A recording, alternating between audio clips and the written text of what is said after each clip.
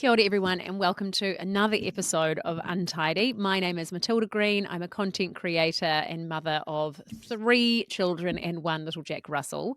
And I'm thrilled to be here with my co-host, Hannah Davison. I'm a mother of, I nearly said 3. God. No, I've got 3 dogs in the house at the moment. It's a lot. There's a lot going on. I'm a mother of 2. I am a cat hostage. I am the author and co-founder of the mybigmoments children's books.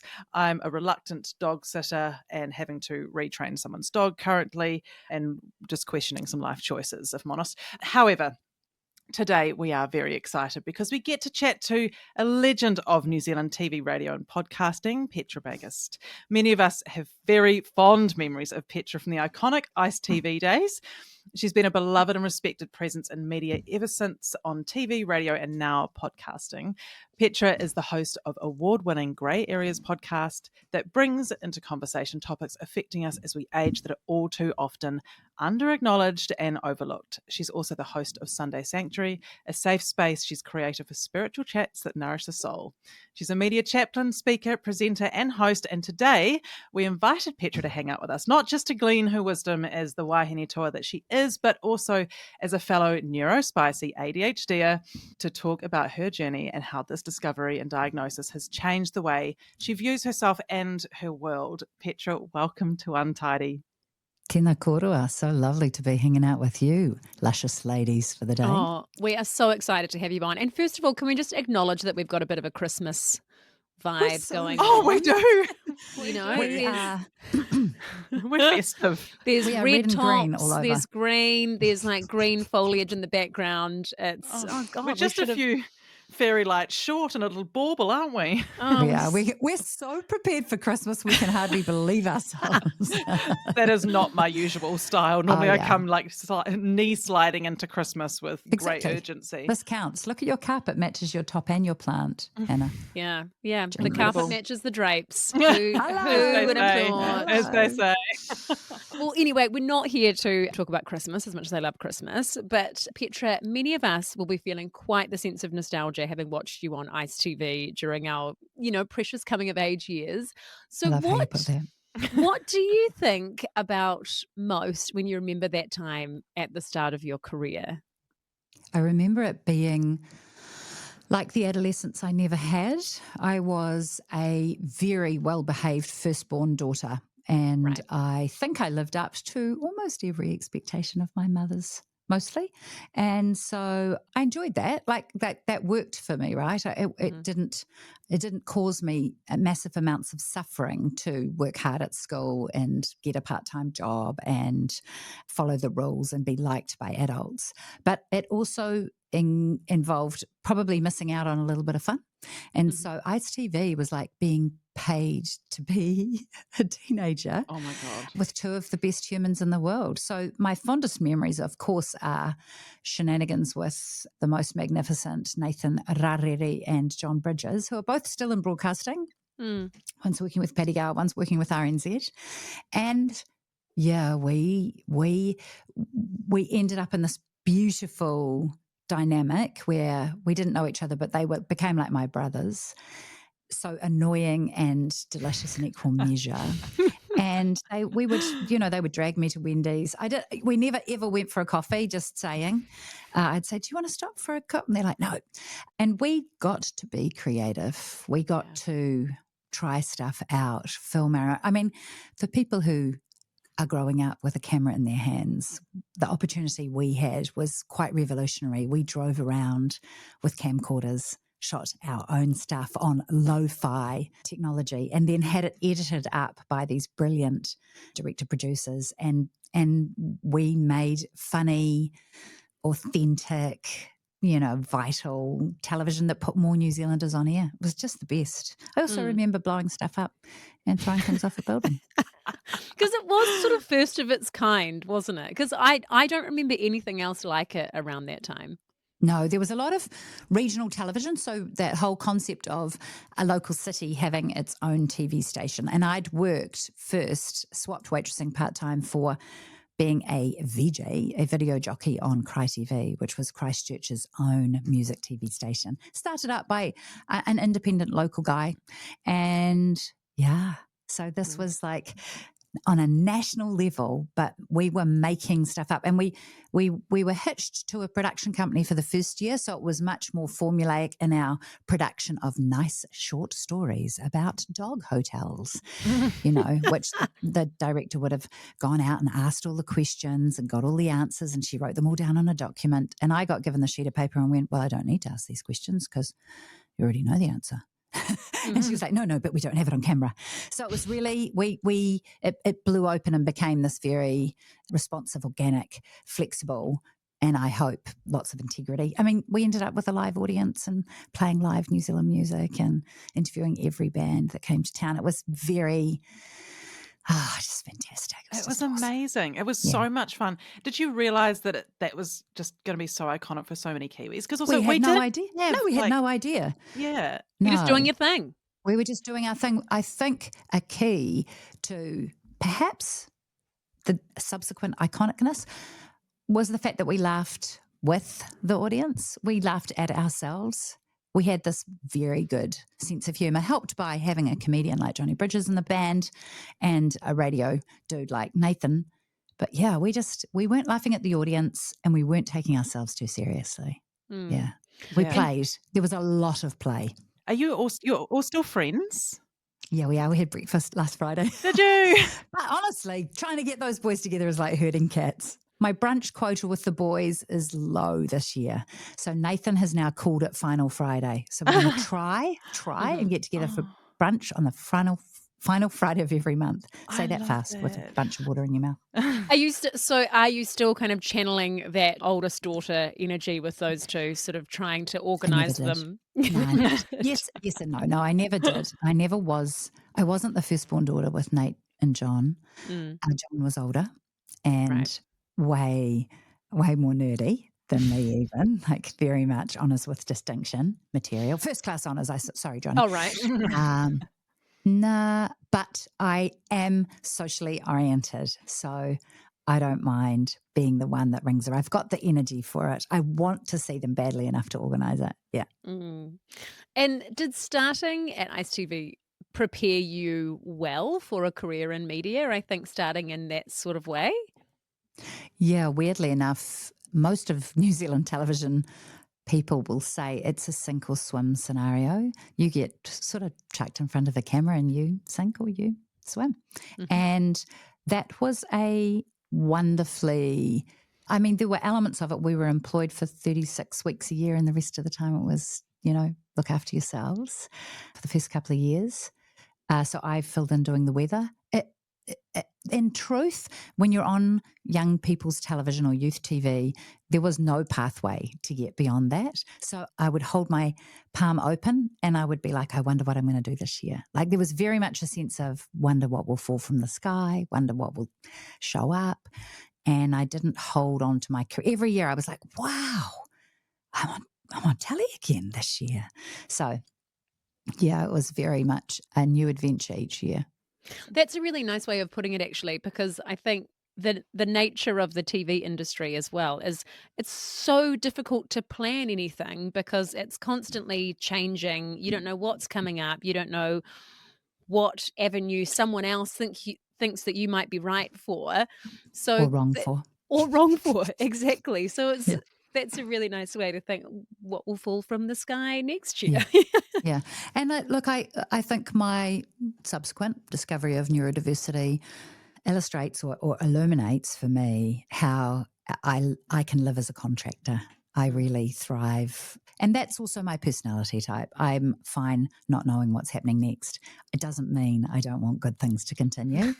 6 years with Ice TV was amazing.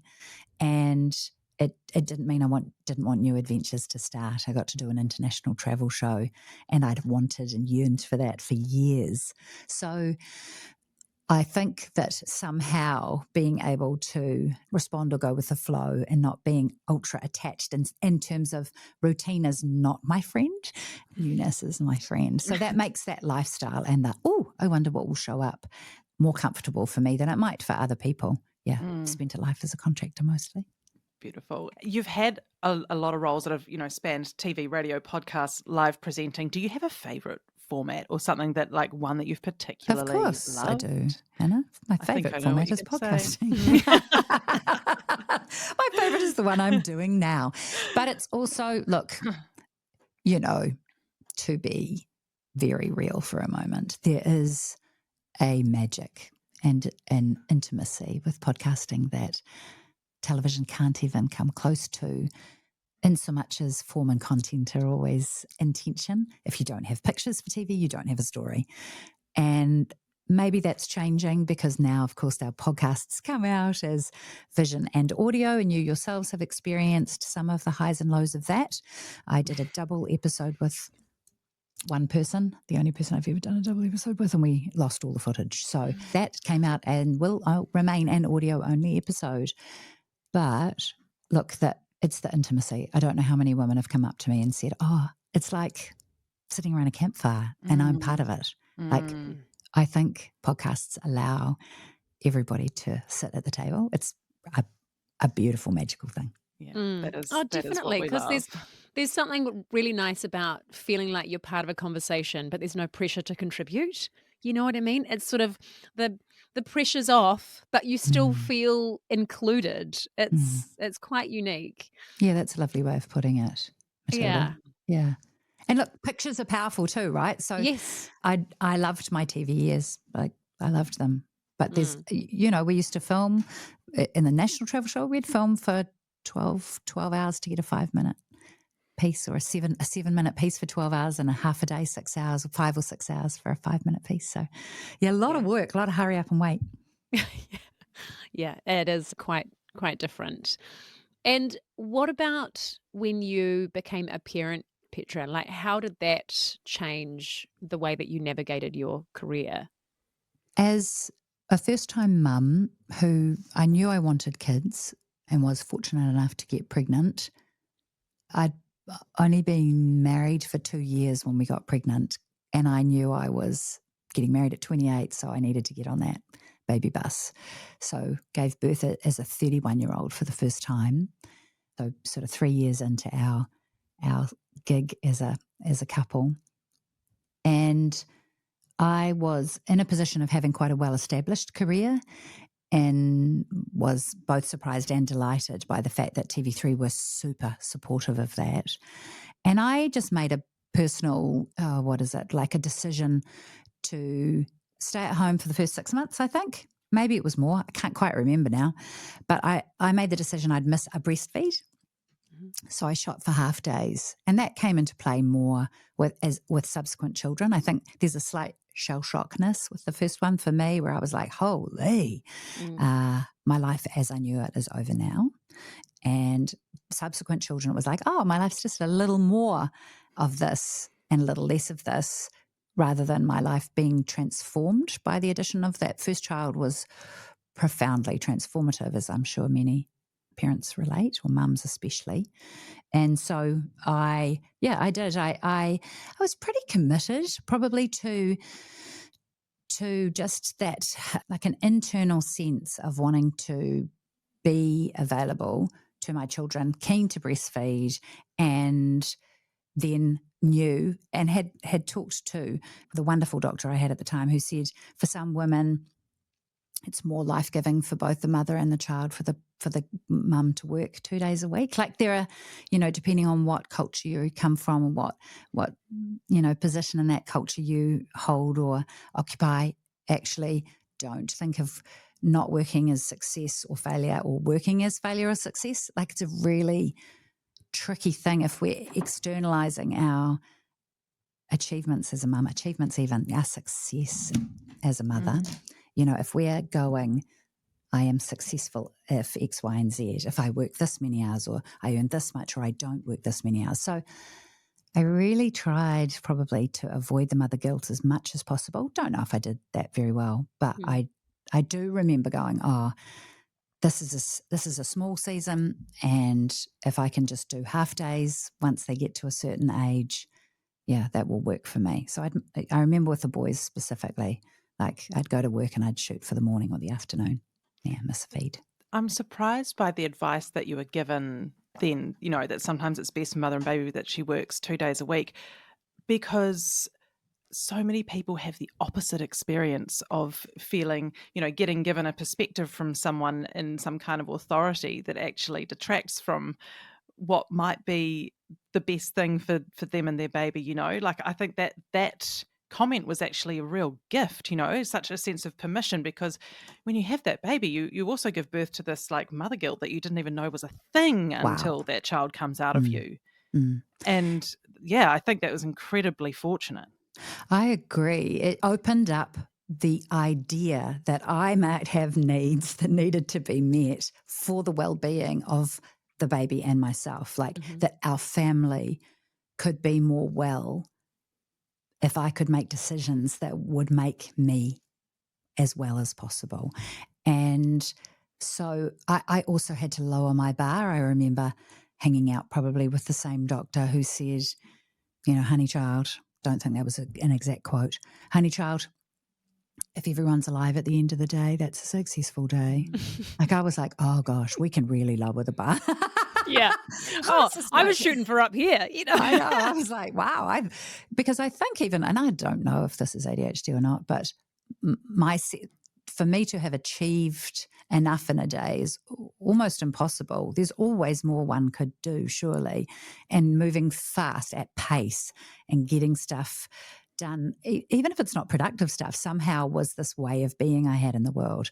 And I did stand in one of our children's rooms and go, wow, I'm holding you, I adore you. And at the same time, there's a part of me that wishes you were somewhere else, far, far away from me right now. Like, if I feel at the end of my tether and I am educated, secure in my relationship and financially resourced, what do women without that kind of internal, external support even do? Because there are overwhelming moments and they last longer than minutes at times, where you're like, I don't know what I'm doing. I don't know how I'm going to keep going. Like, I do look back and think, wow, Hamish would come home and I'd be like, this happened and this happened and I didn't do this and I did do this. And I was like, am I just shit at this? Am I just like useless? But, I reckon every mother has that many times where they're like, I'm a shit parent. I can't do this. I ballsed up that moment in time and I could have done better. But I feel like when those moments stay with you and they bother you and you think, oh, I really want to get better and I really want to enjoy this job. You're already a good parent because you care and you want to do it well and you want to do it to the best of your ability. But my gosh, it is so challenging. And I think that perception, like that external view of ourselves, my husband's studying psychology now and he talks about a theory or something that's been researched called a panoptical prison. And the concept is that there's a prison guard right in the center of our brains and that the walls are see-through so that guard can look around the entire brain, the entire being of the human and see the motivations and the successes and the failures, and that guard is always watching and scanning. And if we absorb or have the subconscious panoptical prison guard in our psyche, then there's somebody constantly or an energy, constantly on the lookout for where we screw up, where we didn't get it quite right, where we could have done it better. That's relentless. That kind of idea of being critiqued, judged, observed, held to account, just the watching for the muck-ups, rhymes with fuck-ups. Like, it's just, it's a lot. And I think the ability to take a step back from all those external narratives and ideas of how mumming and parenting and womaning and humaning is done correctly, if we can even bring them to the surface so that we can see them, then we can start to put them down. And if that prison guard is in our beings, if it's just absorbed because of, the world, the society, the script, the narrative that we grew up in, we can't do anything about it till we see it. And I love that saying, once you see, you can't unsee. Once you've created the awareness of something and you can see it for what it is, then you can kind of unpack it. It loses its power. Yeah. And for me, that was just very visceral. I remember being in the house where I gave birth to the kids and I just started speaking my thoughts out loud. I started, just saying my thoughts. And as I heard them come out of my mouth, I was slightly shocked and devastated. It could seem so weird, right? My thoughts in my brain, but in that space, they were familiar and I was habituated to them. Mm-hmm. But to hear them spoken, I was like, I would never, ever speak to someone like this. I would never be this vicious, cruel, mean, and rude. I just wouldn't. So I was like, okay, honey child, we need to change this internal script. Yeah. I Yeah. love Well, that. it just brings on a whole new kind of energy to the words in your head, and then when they come out, like it's the same when there's a problem or there's an issue that you've been ruminating on for a really long time, and then sometimes when you just say it out loud, when you explain it to someone and it sounds like, is that it? My brain has been on this for 2 or 3 days. It's been going over it, and then you say it out loud and it's like, oh, okay, well, when I say it out loud, it's actually not that big of a deal. It's amazing, eh? Yeah. And that's the power of confession, right? That's the power of women getting together and talking, listening to one another, not having to solve it. I honestly think most of us have the solutions to most of our problems inside of us. I do think we 100% need community. I think even this space, Untidy Podcast, this is a space where people can share the highs and the lows, the pointy bits and the squidgy bits, and literally, you're not alone, or you can hear a thought or it resonates with you. And I think women underestimate both their own wisdom, and then we have the power to share. We're amazing at it. Yeah. It's confession is profound, eh? Like right-sizing a thought. And as soon as I heard myself saying, you are useless. When will you get it right? You will never learn. I was like, whoa, back up, lady. I was just like, back up. What this is, and I understood at that point that internal critiquing voice was trying to protect me from screwing up. It was trying, in inverted commas, to make me better. But I was like, actually, you've been doing this for years and years and years, and you're never satisfied. So there's something wrong with you. Like, actually, we need to get off this particular merry-go-round. It's so true. It's about just like shining that light into dark places, when you bring something out to the surface. And that's why I think it's always so important, like, to have a friend who's your safe person, who is a really trusted ally, confidant, and who gives wise counsel, and to be able to sit with that person and say, I just need to tell you. Like, I was doing this over the weekend, like completely catastrophizing and just churning, and I was just like, I needed to get it out to someone who could be an audience to that, and then just reflect back a little bit of sense to me. It's amazing, eh? How did it go?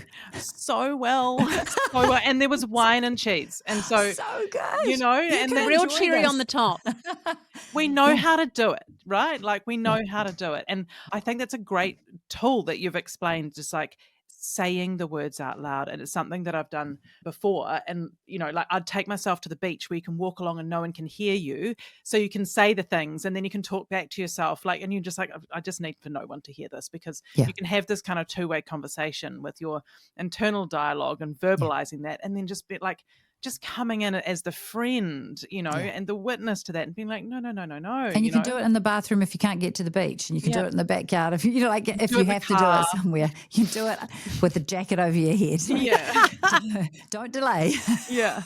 And I think like that is the beautiful thing. And that's something that we love about our podcast and Untied. And I'm sure that you love about your podcasts as well, and I'm interested to know, like, those are your other babies too, right? Like, that's what's been the drive for that, what's been your hope for that? For the podcast or the other babies? for the podcast babies. Human or tech? The driver is for women to connect with themselves, one another, and write their own scripts for their future. The driver is that women grow to trust their own internal wisdom, their own desires, trust their wants and needs, to trust their curiosity, and that they become friends and allies with their bodies, brains, and hearts, 100%. And I think we do it by modelling it. I think this is the journey I'm on. I found myself without a television career, and that was fine, albeit also a slight surprise that when I left Breakfast TV, turns out I'd left the entire industry. And that was a season of learning and growing for me. I developed other skills, and yeah, it was a good unpicking of certain things. I think I'm a nicer person and a better listener. Mhm. And then to also know that I had in my heart, or in my, deepest kind of wairoa, this desire to communicate with other women and men, just to be as much integrity as possible about the journey that I was going through. So we literally made grey areas off the back of a conversation that said, what do you want to do it about? Everything I'm curious about. And so I risked letting my hair go grey. I wasn't waiting anymore for this imaginary potential future that I didn't even know if I wanted to inhabit. I'm happy as a clown off telly, and that's not to say I hate it and I reject it. I don't.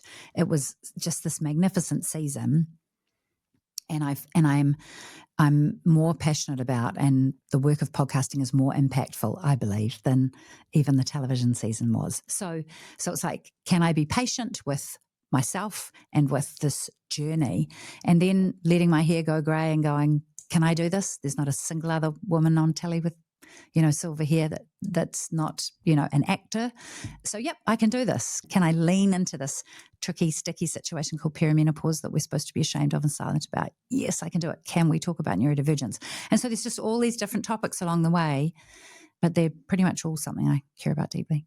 It's so important, I think, to unsilence women. Really.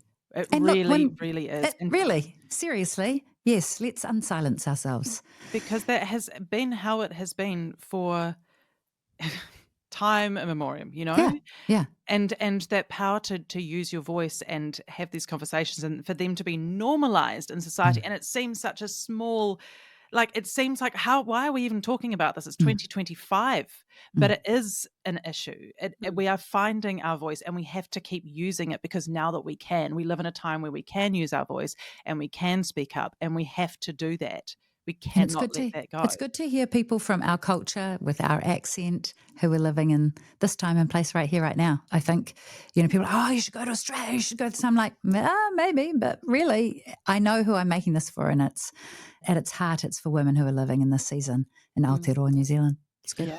I didn't even know about perimenopause. I learned what it is within the last 5 years. And I thought, what a shame, what a missed opportunity to understand the women before me as well. What a missed opportunity to understand my own mother or my grandmother, or all of that, where we could have discussed this rather than her suffering through perimenopause and menopause, because she had a bit of a hell of a time, and not being able to share that with me, just because that's how women's health issues often are. We just deal with them kind of on our own. So I felt kind of sad when I learned about this whole journey. I thought we could have shared in that together somehow. And so, yeah, basically I'm just echoing your point of how important it is to normalize this sort of stuff, so that we can learn from each other. Yeah, just picked up Slow Moon Climbs, this incredible tome on the history of perimenopause and menopause, and looking at ancient and modern research, and even what even is it, and all the hypotheses. And something that I was reading this morning again talked about the fact that one of the signs of perimenopause and menopause is this drop in estrogen that allows women to know their own desires and minds more, right? Because our focus shifts away from that caring, tending, hormonal role that estrogen really, brings up to the fore is child rearing and caring.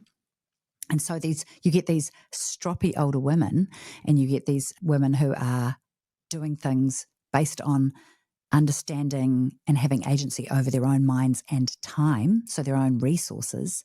So it is also useful in a society that potentially is run by men to make that a bad thing, because then you're going to have women who want to potentially stop cooking and cleaning and hanging out at home and doing the bidding. That it's disruptive, right, to the system for a woman to stand up and become exceptionally productive and have more agency and power, and how she spends her time and resources, and one of which is her energy and attention. So if we can, whether intentionally or unintentionally, queer the pitch about women in menopause and make them kind of dangerous, difficult, disruptive, potentially mentally unstable, emotionally unstable. Like you just read the script and then all the women have to pretend, oh, this is not happening to me. I'm not one of those women. Or they're cast as these, crones or difficult, you can see how it's the self-perpetuating cycle rather than it being, as I've heard certain Asian countries define it, a second spring. So it's a becoming of age for women. It's this... Just like puberty. Yes. And it's a reverse puberty where you lament potentially the end of a season and an era, and you also step through a door. And the tataponamu, the sacred door that you step through, is into the rest of your life. And I want women to think about that. I want women to go, this is the rest of my life. And I have got a lot of ideas and desires and thoughts and actually plenty of energy to do some of the stuff I care about and to investigate and dream and, go. So, yeah. Second spring, that's beautiful. Yeah. Isn't Second Spring an awesome one? Yeah, Yeah. that's cool. And, that sense of like, let's celebrate the sovereignty of women to be able to do that rather than be scared of the sovereignty of women and then need to create this negative narrative around them. Like when you look at it like that, you're like, well, that's crazy and pathetic, you children, like grow up. Okay. Any change, though, is perceived as danger. Biologically, we perceive change as danger, right? So as women, we have to land on our feet. We don't have to blow everything up around us. I think women are so good at relationship already that we can do yes and. It's not me or you. It's not you kids or me. Like we know, I think, when we start to inhabit this ability to, I can both work and recover. I can both give out and take in. And I think the more we can practice that in all spheres of life. I took up running as a 42-year-old, having never believed in it as a young person. Never believed in it. I know, that was my excuse for being terrible at it. Like if I, on a tennis court and I couldn't hit a ball, I was just like, I don't believe in running. So I just, any excuse for any kind of failure, you can get the pattern here, right? And so I took up this running and I realized one day I'm going uphill and I'm also managing to begin to catch my breath. Like, wow, I can recover under pressure. Maybe I can do that at work. Maybe I can do that at home. Maybe I can be in this space of tension and also micro resource. So things like that made me go, it's a yes and life that I'm looking for. Yeah. Discomfort sometimes serves us. 100 many times. Many Sadly. times. Yeah. Many. It's vitally important discomfort because it's the door to anything new. Perimenopause has plenty of discomfort inside of it. But if we see that as the point and the destination, we're in trouble. We're in a world of pain right there if we think, and now my reproductive system is failing me too, or now I'm suffering. No. This is a massive transition, and it is real. And some women deeply suffer, some women don't. But the majority, they have challenges they have to grapple with. Yeah. I'm personally grateful for having less energy because I think if I had the same energy I had as a young woman, I'd be trying to keep all the plates spinning. And I don't want to. No, there's a lot to be said for rest. God, Isn't I love there? it. Yeah. My goodness. Just put up a photo of me napping in a car with a baby on the weekend. I'm like, a nap's catching because I just really feel soporific. Petra, you've been really openly sharing your journey with ADHD with your audience, and for which I've been super grateful. I'm on that path of discovery this year as well. Congrats. Yeah, thank you. I'm happy to be part of the group. It's nice to be included. How did it all begin for you? I'm going to say the genesis of my curiosity into ADHD was watching our son suffer at school and not fit the system. And we knew he was dyslexic and we'd provided some support, but he wasn't handling being othered or helped out in the fray. So he rejected being taken away to be supported. And I looked at him and thought, gosh, this is a hard road for you. And he'd decided to stick it out until year 13.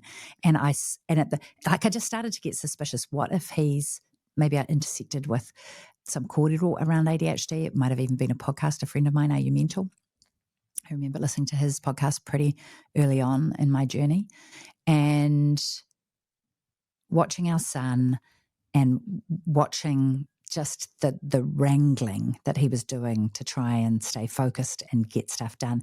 And we chatted to a cousin of Hamish's who is a psychologist. She might even be a psychiatrist. She's fancy. And this was just an informal chat. And she said, you've got a wonderful son. And she asked him, is this impacting your life? Is it making life hard? And he goes, no, I'm all good. And then a couple of months later, he came to me and he said, okay, Mum, I'm ready to get diagnosed. And I said, okay, son, it's going to take a little bit of time. It's going to cost a little bit of money. And he said, don't worry about it. Which is such an ADHD answer. Classic ADHD. Now or not now? Oh, really? There's going to be no, I'm done with it now. Through and it's okay. Don't worry, we'll carry on. And so I started the path, and then I started really applying my own beautiful brain to, say, listening to podcasts and being curious around, did what I was hearing and learning make my life, my childhood, and my brain make more sense? It so did. Yeah, I mean, I walked around the neighbourhood crying, grieving the theories I had to keep myself on the tightrope of correct behaviour and, socially, what I perceived to be socially acceptable time organisation, and things that were like being late is a character flaw, not procrastinating is also a character flaw. It's laziness. Now, can you be lazy? Sure. Can you be uncaring about other people? Sure. But going to the heart of what's happening here? Like, if we just take the moral judgment off, what's going on? And every single essay of my university career was late. I worked really, really hard, but I just couldn't work until there was a deadline. And a deadline is literally where, in a prison, if you approach the fence, there's a line before the fence. If you hit that line, they shoot you. So the deadline is motivating, right? Don't go to that line. Yeah. That's what a lecturer told me when I took up postgrad. But even this, being so present with whoever I was talking to, like so palpably present, that it didn't matter if I had another appointment or something scheduled. I would never abandon where I was right here, right now, to do that other thing I'd also committed to. So yeah, it's definitely changed my life.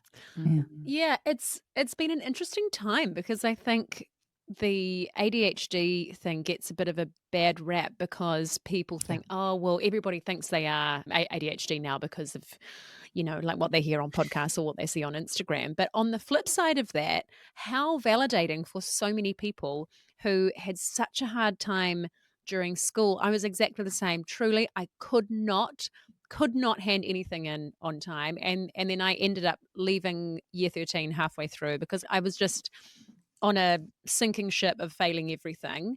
And so I thought, in my mind, I was like, do you know what? I'm dumb, and that's okay. I accept it, and it's too hard to come back from because now I'm failing everything. I'm so behind. I don't know how to get ahead, so I'm just going to cut my losses and go. And so then leaving school thinking that I was dumb, and that's okay. I'm just going to have to bring the people skills, and I'm just going to have to be really fun to work with to make up for it. But I think now that people are talking about ADHD and neurodivergency, we can begin to unpack that a little bit and think, no, actually, I'm not dumb. And so many of these people that struggle at school are not dumb. And it sucks that they have this self-belief starting their careers already on the back foot with that horrible negative self-talk. But I actually think it's a great thing. There's so much ADHD chat on Instagram and social media. I think people can relate to it. Yeah, just dive in and swim around. Like, it's not, this ADHD doesn't define me. It's not the whole of who I am. But if it's like weaving this compassion into the tapestry of how I think about myself and not being so damning, like so harsh to Constantly try and berating. meet some other standard of behavior that says I'm an okay human. And I think we're all on every spectrum somewhere. Like, pick a spectrum. pop yourself on it. Like, it doesn't matter. If it also breeds empathy, and like, I feel like the psychiatrist who diagnosed our son said, I said, what could we have done differently? And she said, well, you will have been a neurodivergent friendly household. So I'm like, great. So we had enough chaos to make him feel like he wasn't a weirdo, and enough order, thanks to my husband, for the other children. Mm-hmm. But there's this sort of sense of, wow, if we're allowed to find out who we are, then we can actually start to orient ourselves towards what other people need as well. But if we're never, ever allowed to know who we are and what we need, then how do we really care for and tend to other people? And I think of all the times, despite adoring our chaotic third born, going, oh, Teddy, like this, every meal he would spill a drink. Hallelujah. We only drank water at meals. So it was never a big deal. I never got stressed, but I was just like, oh, Teddy, Another one. And his teacher said he just doesn't listen. If he would just learn this list of words. And I'm like, you don't understand. He can't learn that list of words. His brain won't let him. So, yeah, I think I lived with this feeling like I had never done enough and I was always behind. And that is exhausting and demotivating. So to have to pick yourself, like, gird your loins and pick yourself up and be constantly feeling like you're behind the 8 ball. I've just decided I'm not doing that anymore. I do things now that my future self thanks me for. I do think, look, let's go, get your gear out. You've got an early morning, go to bed now. And then I go, no, now, do it now. Stop, put the book down now. You can do it, do it.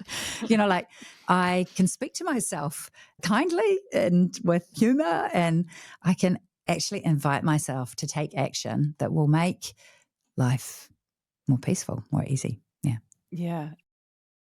I'm glad that you brought up the word grief, and I think I also grieve for the way that I'd spoken to myself and treated myself, and the thoughts that I'd had about myself, the way that I'd felt about myself, and the way that I operated. And it does allow such a greater sense of compassion to then move into those places where you'd been harsh. And for that, if that's the only thing I ever got out of it, that's worth it. Because, it removes that sense of worthlessness that you gave yourself permission to feel, Yeah.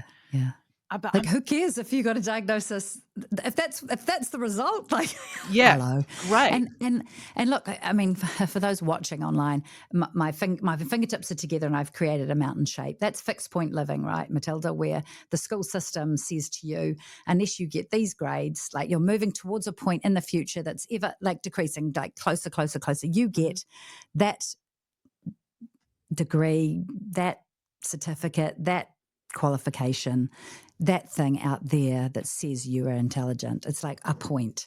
Emergent living is where your hands are, like, your palms are open and they're out. And it's like, I might have kinesthetic intelligence, I might have social intelligence, I might have physical intelligence, I might have insightful, I might have IQ, EQ, CQ, PQ, and be also at a place within myself where I'm allowed to recognize my intelligence. It's not given to me from the outside. I discover it, I nurture it, I grow it, I tend to it, I feed it, I rest it. Intelligence is so multifaceted, and it isn't given to us from outside. Yes, of course we need input, and that's community, that's research, that's observation, that's all the good things. But I believe we have it within us, and it's a bit like a garden, and we have to tend to it. And I like the idea of emergent living more, that we would, too. that we would get the sunshine on the garden and the water, and then but the seeds are inside of us. So yeah, thank goodness you didn't believe that forever. Yeah. You just have to figure out how to water them yourself, basically. You do. Yeah. I'm interested to know your thoughts on it being called a disorder. I entirely disagree with that. Yeah, I think like anything, it can lead to disordered thinking, it can lead to disordered behaviour. I'm not saying that there aren't harmful impacts for people who are dealing with the extreme ends of the spectrum. So it's like there are people who definitely need more or less support. And I think that's valuable and valid, right? And at different times we need, even hearing Gabor Mate, who came and spoke, trauma therapist, and he was diagnosed with ADHD at 71, took the meds, wrote a book. He's just written his most comprehensive book at 80-something. He's off meds. Like, the brain is powerful. It can learn. It can grow. And I think we need supporting for different seasons. So my hope is that our son is off Ritalin one day. But my hope is also that in understanding his brain, he'll be less likely to form negative addictive patterns of behaviour, that he'll be able to take risks that don't cause him grievous bodily harm. But he is also an adolescent male, and he is also testing out his incredible new male body and its capabilities. So yeah. Well, couldn't have been in a better family to help support him. The understanding, I think, is half the battle, isn't it? Yeah, being allowed to be who you are makes a big difference. Definitely. And what's it been like to live without feeling the need to mask symptoms so much? Like, has that changed the way you operate or communicate your needs? Yeah, it's more. I am using up less energy doing a whole lot of stuff that I no longer need to do. I feel like I don't feel like I'm starting behind. I feel like I can potentially, I just give myself permission to take action, to show up as myself, to be thoughtful of others, but also to let myself be loud and or colourful and or vibrant and or a bit crazy. And I can, in the acceptance of all these kind of edges of my personality, in a way, they come out as less disruptive and destructive for other people. Does that make sense? Yep. It's like, because I accept them, I don't have to, I don't like hold, explode, or which, can happen with anger. We know that, or hold, undo. I don't feel undone. Yeah, I feel much calmer and more peaceful. I love that in Te Reo Māori, ADHD is referred to arorere, and I have heard you talk about this too, which translates to attention going to many things. Yeah, attention in many places. Yeah, attention. Yeah, it's good, eh? I love it because it feels like a term that's just, it gives more acceptance and less of a judgment by things feeling like a diversion from what's seen as typical or normal. I think it's important we start to celebrate the gift of ADHD. What do you see in yourself as some of the strengths and advantages that ADHD has given you for your career and in your life? Well, for example, I never would even think about taking Ritalin before interviewing anybody, meeting anyone, talking to anyone. My challenges are in the admin email department, in the stuff that is not lighting my fire. So the ADHD, I think, has helped me have keen observation skills, lean on looking, and I watched my son do it. You are looking for clues and signs everywhere. So for me, I'm not only listening, I'm also watching, I'm also looking for patterns. So I think the ability to piece things together, to hold disparate ideas and weave them, to notice and pay attention, to be able to focus on something for a significant amount of time, to be able to dig in. Yeah, as a broadcaster, I think it's brilliant to respond in the moment. So the fast brain, like, my husband and I, he has a more logical, methodical brain. And he said to me one day, I'm not less intelligent because I don't have something to say as quickly. And I was like, you're right.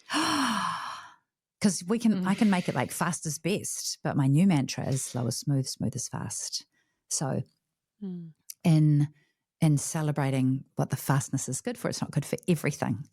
Driving fast somewhere is good for a racetrack and it can get you, but also driving slow and smooth is good for if you've got liquid in the car. You know what I mean? Like you just need to be able to access different operating systems and different ways of being. So I've loved that the broadcasting career has been made possible probably by my ADHD. I don't think I'd be a broadcaster if I didn't have neurodivergence. That's a really profound thing that your husband has said, because oftentimes some people will be in a conversation and they can't think of what to say until afterwards, and then they go over it and it's all there, but for some reason it doesn't come to the forefront in the moment. And you're right, it doesn't mean less intelligent, but that's really interesting actually. Everyone's brains are all unique, aren't they? They are. And imagine if we love everybody them. just shot their mouth off like I do. Like we've got a saying, WAP, world according to Petra, and that's Yeah. like, and he goes, so where did you get that? And I'm like, I've just got pieces of information and snippets of books or podcasts or articles or conversations that I've got, like, there's a library of that stuff in my brain. My EndNote, my bibliography, my what is that when you annotate everything and you reference it all? That's not so good. So to honour that ability in me, but to honour his consideration and thoughtfulness, like one doesn't have to be better, right? And I'm an extrovert. Extroversion isn't better. Just because I'll say something doesn't make it better. Yeah, I love that. My husband's a doer and he's a thinker, but he thinks deeply and he thinks in his own sweet time. And you balance each other by doing Yeah, that. exactly. Imagine if it isn't who's best. If it isn't binary, which one is the one? What if we're allowed? It's a yes and again. We have a similar thing in our household where sometimes in like a social situation, Art is a lot more quiet than I am. He won't just fill the silence. And so sometimes when we're in a conversation with someone, I must overcompensate. And so then I will not shut up. And it's just like this babbling brook because I'm conscious of him not talking. And there's been many discussions afterwards where I'm like, you didn't talk. And he's like, you didn't let me. You didn't shut up the whole time. So it's a constant state of communication, isn't it? Of just understanding he communicates different to me and just let him, communicate in his own way. And we're back to the discomfort. We're back to the discomfort of you stopping talking. Creating space, not having to hold the responsibility of the entire social lubrication of the night. Like you just solely on my shoulders. I'm carrying everyone. We went and stayed with friends for the weekend in New Plymouth, and there were whole tranches of silence because hanging out with Hamish, I've learnt silence. Super uncomfortable. I used to think of silence as punishment, that you were being given the silent treatment because perhaps that was one of its uses in our family. If you weren't being talked to or communicated with, you were in trouble. And I'm going to say maybe I'd take it over a smack, but it's this unpacking of what are my narratives around silence, and then what are my narratives around who's responsible. And then, can I tolerate silence? And what's the goodness inside of silence? And, can I do this in company? And, all the things. But can we just not talk? Let's just try that. Wow. See what happens. Yeah, exactly. Practice it. And it's uncomfortable because it's different and it's new. So, yes. Massive. Yep. It's massive. Yep, exactly. But what about parents communicating with their kids around ADHD? Like, how would you like ADHD to be talked about with our kids so that they grow up seeing the beauty in its gifts and in themselves? Well, I think that road that we're on of neurodivergence and aroreretini is helpful, that talking honestly about the challenges and the joys of both the advantages and the disadvantages of different, like what becomes more challenging because your brain functions highly here and it's challenged here. That is for every single person, everything. I finally stopped wanting to be a genius when I realized that to be a genius, I would have to give up something significant, right? The geniuses are usually challenged somewhere. It's almost like the brain is constantly finding an equilibrium. So I think the radical acceptance starts with us. Can we accept who and how we are and how our brains are? Then can we offer that not only verbally but as a way of being with our children? Can we radically accept who they are? Can we give them the time and space to unfold and become? And I remember even in learning how to maybe help my children walk through emotions, pausing is a powerful thing. Trusting that the child has the capability to process both complex information and their own powerful emotions. So this radical acceptance shows up as allowing the child to make sense to themselves. And that in part we can do because we've allowed ourselves to make sense to us. We have come home to who we are. Then we create space for our children to discover, learn and grow and work out, work on who they are. And I think that horopaki, that environment is key. And then modelling it, like as much as we're able, model it. Make the pause of, you're good enough for me, baby. Like we have created a lot of space for our youngest, and our daughter is like, so this isn't what it was like for me. Like, yeah. So like, I'm not saying it's not challenging and that you won't get some feedback from other members of the household. Oh, thanks for when I was allowed to take the car camping, is what our daughter said last night. So I'm like, yeah, times have changed, haven't they? Yeah. But ideally for the more compassionate and the better, the more spacious. Yeah. Well, we're constantly learning, we're constantly learning. And I think it's important that our children understand that we are in this process of learning as well, Yeah, definitely. You touched on a bit about your relationship and how you both show up, and where your intelligences are and how you operate and how you balance one another there. Do you think that ADHD has brought challenges to your relationship that you can see now when you reflect on it? Yeah, totally. Yeah. I think there were things that I thought about myself and that probably Hamish thought about me, like, why is she sorting the drawers out when we're packing for a holiday and we need to, why can't she close her suitcase? Why can't she leave with enough time to get, why won't she start that difficult? Like, I'm sure it was confounding for him. For a logical times. man. I know, it's confounding. So frustrating. And I know that he also appreciated it. He also appreciated, my ability to hold things emotionally or to support us socially and to tend to all these other things like jump. We know we're switching task switching. I'm sure that both drove him crazy and was also hopefully impressive sometimes. But this idea that, you could finish packing before you were leaving, like, I'm sure the stress was confounding to him. And I think for me, that's a maladaptation. So the diagnosis has allowed me to review ways of being and work out, does this serve me? Like, it got me to the cab, but did it serve me?